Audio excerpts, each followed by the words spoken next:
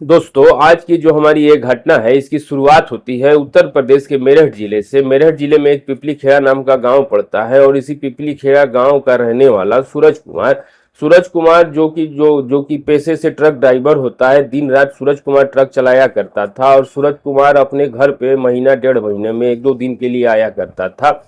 और सूरज कुमार हर समय पैसे के पीछे भागता रहता था और पिछले 12 सालों से सूरज कुमार ट्रक चला रहा था और ट्रक चला करके सूरज कुमार ने बहुत अच्छे खासे पैसे कमा लिए थे। यहाँ तक कि सूरज कुमार ने इस गांव के अंदर एक महल जैसा घर भी बना लिया था। और अब सूरज कुमार के परिवार में इसकी धर्म पत्नी होती है जिसका कि नाम नेहा देवी होता है। नेहा देखने में काफी खूबसूरत और जवान महिला होती है। नेहा इतनी खूबसूरत होती है कि जो भी गांव का मर्द इसको एक बार देख लिया करता था, बस देखता ही रह जाया करता था। लेकिन नेहा एक ऐसी औरत होती है जो हमेशा पूजा पाठ में ज्यादा ध्यान रखा करती थी और हर समय पूजा पाठ करते रहती थी। और इस तरीके से दोस्तों कुछ दिनों का समय गुजर जाने के बाद अब नेहा देवी अपने पति सूरज से कहने लगती है कि हमने जब से नया घर बनवाया है तब से एक बार भी हमने अपने घर में पूजा नहीं करवाई है। लेकिन दोस्तों इसका पति जो सूरज कुमार होता है वह इन बातों में इतना विश्वास नहीं रखता था।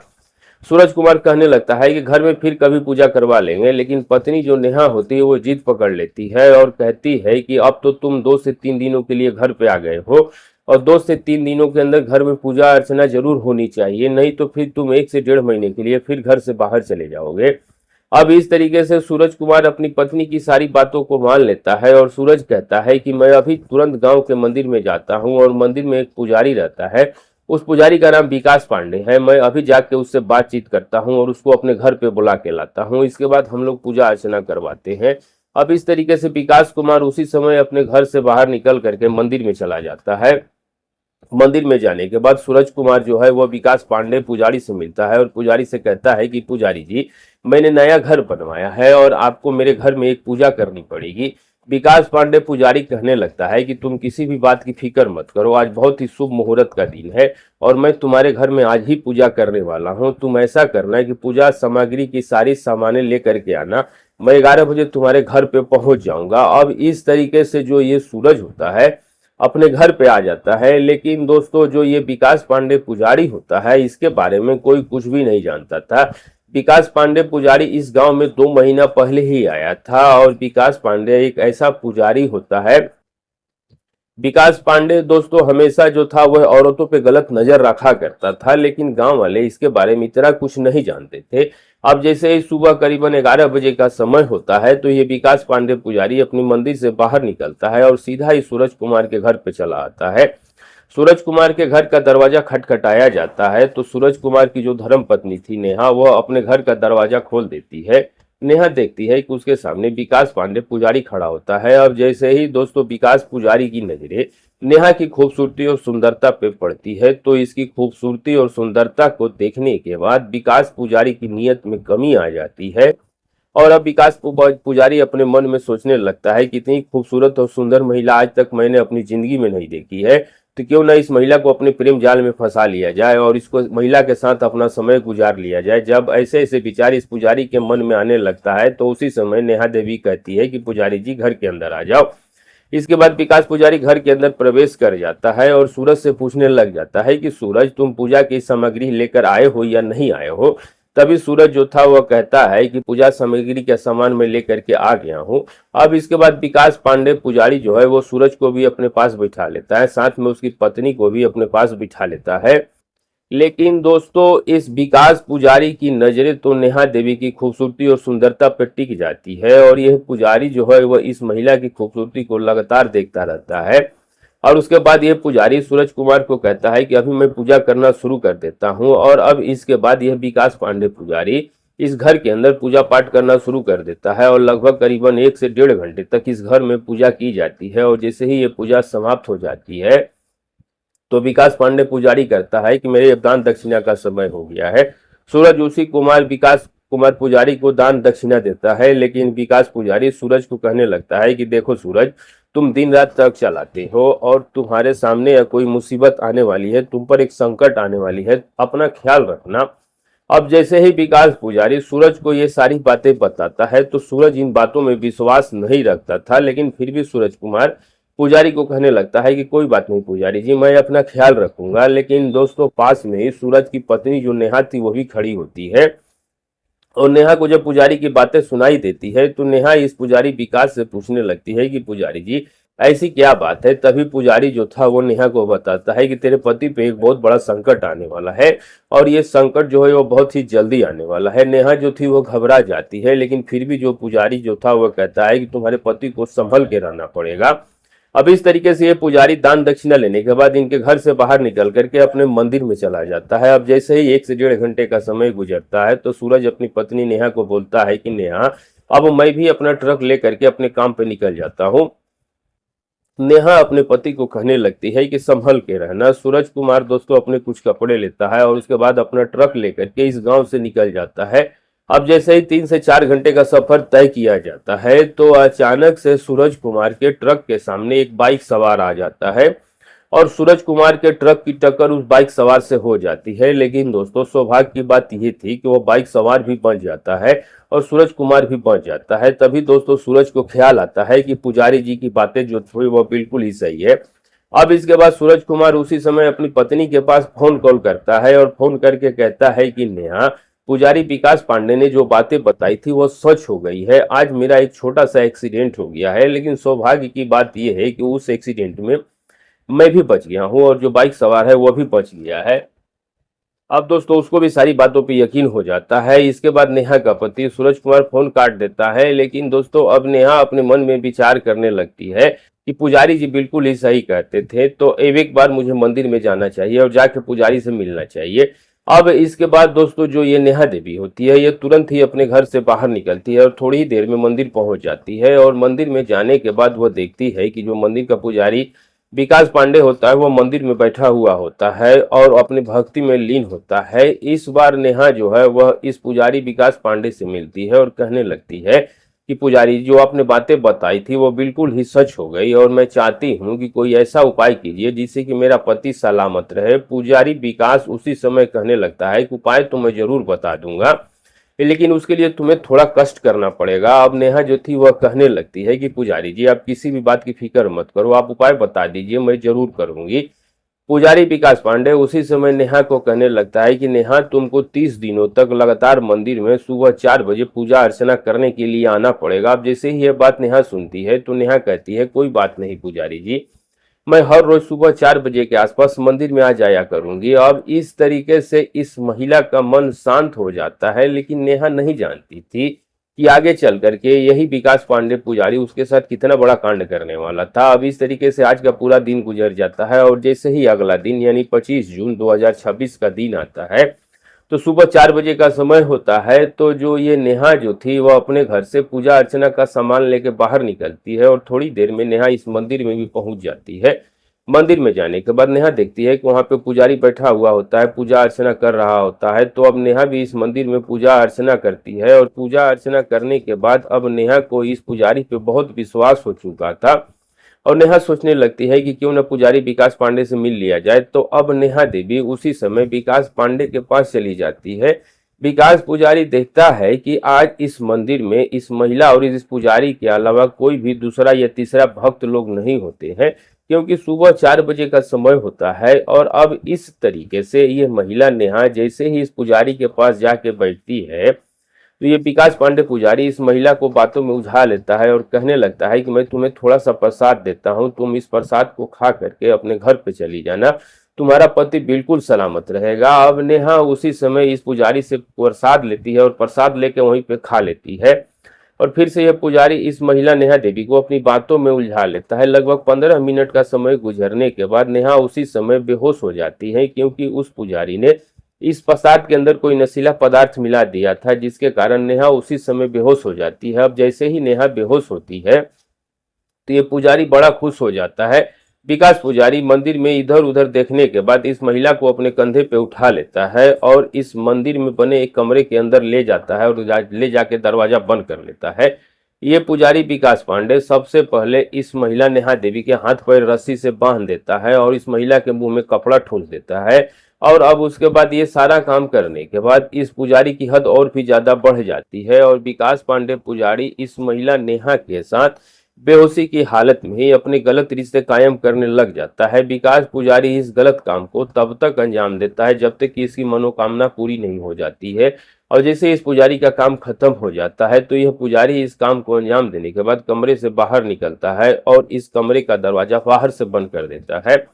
अब इस तरीके से ये पुजारी अपने काम काज में व्यस्त हो जाता है और इसके बाद बहुत सारे भक्तजन इस मंदिर में आते हैं। पूजा अर्चना करने के बाद अपने अपने घरों पर लौट जाते हैं, लेकिन नेहा जो थी वो अपने घर में बिल्कुल अकेली रहती थी। इसका पति बाहर रहता था, इसलिए नेहा को तलाशने के लिए कोई भी मंदिर में नहीं आता है और लगभग ऐसे ही करीबन 4 घंटे का समय गुजर जाता है। 4 घंटा गुजरने के बाद दोस्तों अब नेहा को होश आ जाता है और जैसे ही नेहा को होश आता है तो वह देखती है कि उसके तन बदन पे कोई भी कपड़ा नहीं होता है। उसके हाथ पैर रस्सियों से बंधे हुए होते हैं और उसके मुंह में कपड़ा तक ठूंस दिया गया था। अब ये महिला नेहा देवी चीखने और चिल्लाने की कोशिश करने लग जाती है, लेकिन दोस्तों वह इसमें असफल हो जाती है। थोड़ी देर के बाद मंदिर का पुजारी विकास कुमार इस कमरे में आता है। विकास देखता है कि नेहा को होश आ गया है। अब जैसे ही नेहा को होश आ जाता है तो यह मंदिर का पुजारी विकास उसी समय अपना मोबाइल फोन निकालता है और इस महिला नेहा देवी के सामने अपना मोबाइल फोन रख देता है और इस मोबाइल फोन में विकास पुजारी ने इसकी एक नग्न और अश्लील वीडियो बना रखी थी। और जैसे ही ये महिला इस वीडियो में मोबाइल फोन में अपनी आपत्तिजनक वीडियो देखती है तो काफी ज्यादा डर जाती है। विकास पुजारी इस महिला को कहने लगता है कि अगर तुमने ये बात किसी को बताई तो मैं है तुम्हारे वीडियो को नेट पे वायरल कर दूंगा और उसके बाद पूरा गांव तेरे इस वीडियो को देखेगा। अब जैसे ही ये बात नेहा सुनती है तो नेहा के पैरों के नीचे से जमीन खिसक जाती है और अब इसके बाद विकास पुजारी इस महिला को कहने लग जाता है कि अब तो जो मैं चाहूंगा वही होने वाला है। अब इस तरीके से यह विकास पुजारी इस महिला को कहता है कि हर दूसरी या तीसरी रात तुमको मेरे मंदिर में आके मेरे साथ सोना पड़ेगा। अब नेहा देवी मजबूर हो जाती है और अब इस तरीके से यह पुजारी इस नेहा को ये सारी बातों समझाने के बाद छोड़ देता है। नेहा जैसे तैसे करके अपने घर पे आ जाती है और अब नेहा इतनी डर जाती है कि वह ये सारी बातें ना तो किसी पड़ोसी को बताती है और ना ही यह अपने पति सूरज को ही ये बात बताती है। अब जब भी विकास पांडे पुजारी का मन करता था वह इस नेहा के घर पे आ जाया करता था और नेहा के घर पे आने के बाद विकास पुजारी नेहा के साथ अपनी रातें रंगीन करने लग जाता था। लेकिन दोस्तों अब नेहा परेशान हो जाती है, नेहा उदास रहने लग जाती है और नेहा जो थी वह सारी बातों को जानते हुए भी ना तो पुलिस स्टेशन जाती है ना ही अपने पड़ोसियों को ही कुछ बताती है। नेहा की यही सबसे बड़ी गलती होती है और अब इस तरीके से विकास पुजारी की गंदी लत और भी ज्यादा बढ़ जाती है और अब यह पुजारी एक ऐसी दूसरी बड़ी घटना को अंजाम देने वाला था जिसके बारे में कोई कुछ भी नहीं जानता था। कई दिनों का समय गुजरने के बाद एक तारीख आ जाती है, 6 जुलाई 2026 का दिन, सुबह करीबन 8:30 का समय होता है। वहीं पर एक सरपंच अनिल कुमार इस विकास पुजारी के पास आते हैं और सरपंच साहब विकास से कहने लग जाते हैं कि देखो पुजारी जी, इस मंदिर में हमें मरम्मत के काम करवाने हैं और हमें इस गांव से चंदा भी इकट्ठा करना पड़ेगा, दान इकट्ठा करना पड़ेगा, ये तुम्हारी जिम्मेदारी है। अब जैसे ही सरपंच साहब इस पुजारी के ऊपर यह जिम्मेदारी डालते हैं तो यह पुजारी जो है वो सरपंच से कहने लगता है कि कोई बात नहीं, मैं पूरे गांव से दान इकट्ठा करूंगा और मंदिर की अच्छी तरीके से मरम्मत करवा दूंगा। अब इस तरीके से ये सरपंच दो चार बातें करने के बाद मंदिर से बाहर निकल करके अपने घर पे चला जाता है। अब जैसे ही अगला दिन होता है तो सुबह करीबन 9 साढ़े 9 का समय होता है। पुजारी विकास पांडे अब इस पूरे गांव में दान इकट्ठा करना शुरू कर देता है और दान इकट्ठा करते हुए यह पुजारी अब एक ऐसे घर पे पहुंच जाता है जिस घर में केवल एक ही विधवा औरत रहती थी और इस विधवा औरत का नाम कांता देवी होता है। कांता देवी जो कि देखने में काफी खूबसूरत और जवान महिला होती है। कांता देवी के साथ इसका एक 5 साल का इकलौता बेटा बबलू भी रहता था। अब जैसे ही मंदिर का पुजारी इस घर के दरवाजे पे पहुंचता है तो दरवाजे पे दस्तक देता है।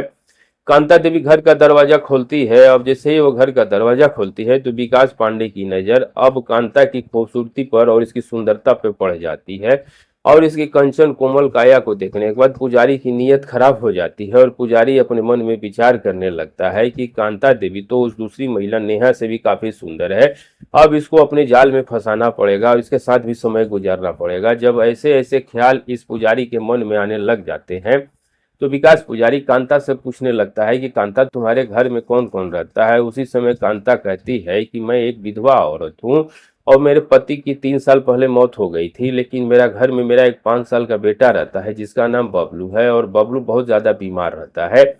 अब जैसे ही बबलू की बीमार होने की बातें इस पुजारी को कही जाती है तो यह पुजारी उसी समय कांता को कहने लगता है कि कांता, तुम्हारा जो बेटा बबलू है वो काफी ज्यादा बीमार रहता है और दवाइयां भी उस पर असर नहीं करती हैं, लेकिन मैं तुम्हारे बेटे के लिए कुछ न कुछ उपाय जरूर करूंगा।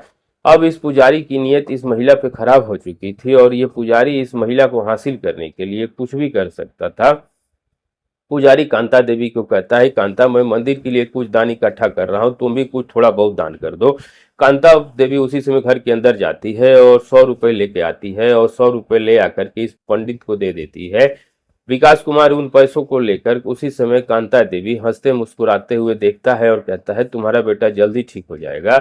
अब इसके बाद ये पुजारी इस घर से बाहर निकलता है और सीधा ही नेहा देवी के घर को चला जाता है। नेहा देवी के घर का दरवाजा खटखटाया जाता है। नेहा भी अपने घर का दरवाजा खोल देती है और नेहा जैसे ही पुजारी को अपने घर को देखती है तो काफी ज्यादा डर जाती है और अब नेहा इस पुजारी को कहने लगती है कि पुजारी जी, यहाँ पर अगर आपको किसी ने देख लिया तो काम खराब हो जाएगा, तुम घर के अंदर आ जाओ। पुजारी घर के अंदर आता है और नेहा से कहता है कि नेहा, मैं मंदिर के लिए थोड़ा दान इकट्ठा कर रहा हूँ, थोड़ी बहुत दान तुम ही दे दो। तो अब नेहा भी इसको 200 रुपये पकड़ाती है, लेकिन यह पुजारी अब नेहा से अपना काम निकलवाना चाहता था और यह पुजारी नेहा को कहता है कि नेहा देखो, तुम्हारी पड़ोस में एक बहुत ही खूबसूरत महिला रहती है और उस खूबसूरत महिला का नाम कांता देवी है, जो कि एक विधवा औरत है और वो घर में अकेली रहती है। तो अब तुमको उस महिला कांता देवी को सुबह करीबन 4 बजे के आसपास मंदिर में लेकर के आना पड़ेगा। अब जैसे ही नेहा के सामने ये बातें कही जाती है तो नेहा साफ साफ मना कर देती है और कहती है कि मैं उस महिला को मंदिर में लेकर नहीं आ सकती हूँ। लेकिन ये पुजारी कहता है कि मैंने तुम्हारी आपत्तिजनक अश्लील वीडियो बना रखी है और अगर तुम उस महिला को मंदिर में लेकर नहीं आई तो मैं तुम्हारे वीडियो को इंटरनेट पे वायरल कर दूंगा।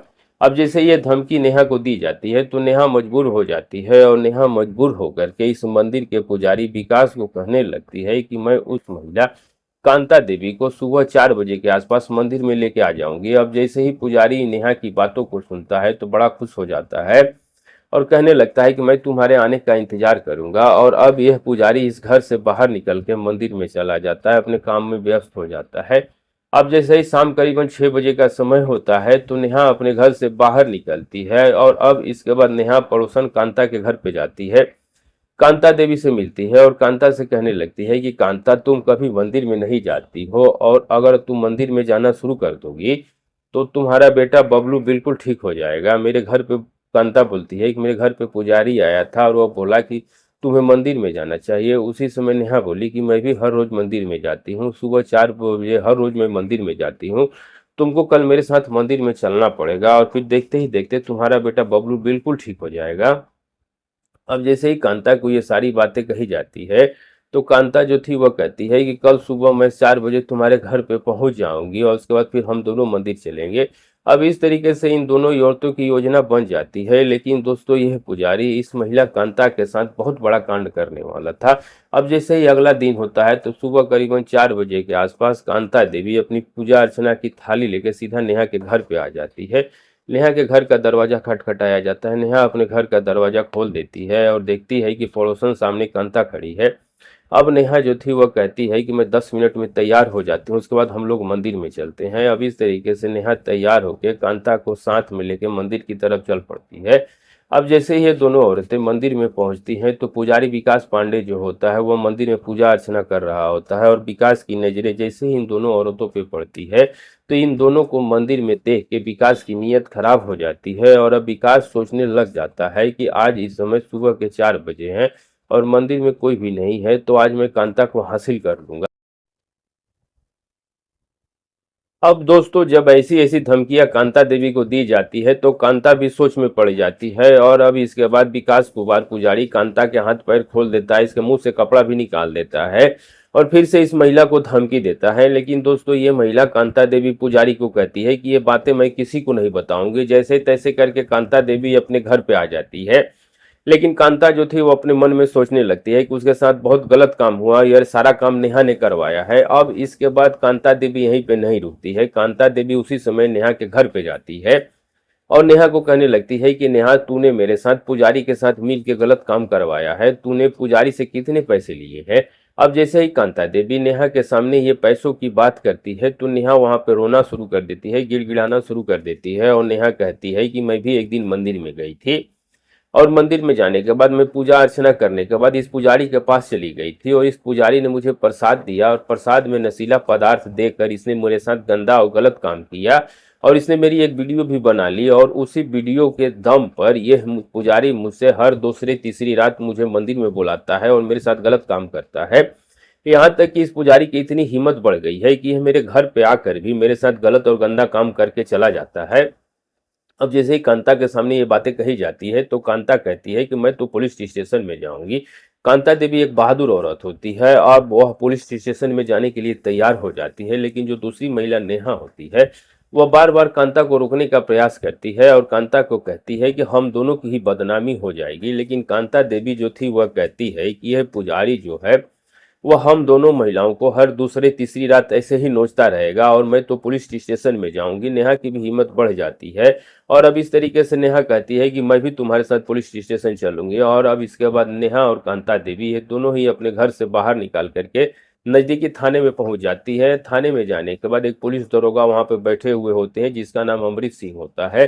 अब नेहा और कांता दोनों ही इस पुलिस दरोगा को अपनी अपनी आप बीती सुनाने लगती हैं और कांता देवी बताती है कि हमारे गांव में एक पुजारी रहता है और वह पुजारी नशीला पदार्थ खिलाकर हम औरतों के साथ गंदा काम किया करता है। अब पुलिस दरोगा जैसे इन दोनों महिलाओं की कहानी को सुनता है तो अमृत सिंह का भी होश उड़ जाता है और अब इसके बाद अमृत सिंह अपनी 4 पुलिस कांस्टेबल को लेकर इस मंदिर में पहुंचता है और मंदिर में पहुंचने के बाद उसी समय इस पुजारी विकास पांडे को मौके पर ही गिरफ्तार कर लेता है और गिरफ्तार करने के बाद विकास पांडे को पुलिस स्टेशन में ले जाया जाता है और ले जाने के बाद विकास पांडे की जमकर पिटाई की जाती है। अब इसके बाद विकास पांडे अपना जुर्म कबूल करता है और कहता है कि मैं कोई पुजारी नहीं हूँ, बल्कि मैं गांव के अंदर बड़ी बड़ी चोरियां करता था और चोरियों करने के कारण ही मैं एक दिन पकड़ा जाता हूँ। मुझे 2-3 साल की सजा हो जाती है और 2-3 साल गुजरने के बाद मैं जेल से बाहर आ जाता हूँ। तो अब इसके बाद इस गांव में आता हूँ और इस गांव में आकर एक मंदिर में पुजारी बन के रहना शुरू कर देता हूँ और फिर पुजारी बनने की ही यार में मैंने इन दोनों औरतों के साथ गंदा और गलत काम किया है। जैसे ही पुलिस इन पुजारी की कहानी को सुनती है तो फिर पुलिस इस पुजारी के खिलाफ एक कानूनी कार्रवाई करना शुरू कर देती है और ये बात भविष्य के गर्भ में है कि जज साहब आखिरकार इस पुजारी को क्या सजा सुनाने वाले हैं। लेकिन दोस्तों इस पूरे घटनाक्रम के दौरान कांता देवी का हम दिल से सहयोग करते हैं। कांता की बहादुरी के कारण ही इस गांव की बहुत सारी औरतों की इज्जत बच जाती है। तो दोस्तों मिलेंगे ऐसे ही किसी नई घटना के साथ। और दोस्तों वीडियो बनाने का हमारा मकसद किसी की भावनाओं को आहत करना, ठेस पहुंचाना बिल्कुल भी नहीं है। सिर्फ जागरूक और सचेत करना ही हमारा मकसद होता है। तो वीडियो अच्छी लगी हो तो चैनल को सब्सक्राइब, वीडियो को लाइक जरूर कीजिएगा। और आप ये वीडियो जहां से भी देख रहे हैं अपना और अपने सिटी का नाम लिखना बिल्कुल मत भूलिएगा। मिलेंगे दोस्तों ऐसे ही किसी सच्ची घटना के साथ। तब तक के लिए दोस्तों नमस्कार।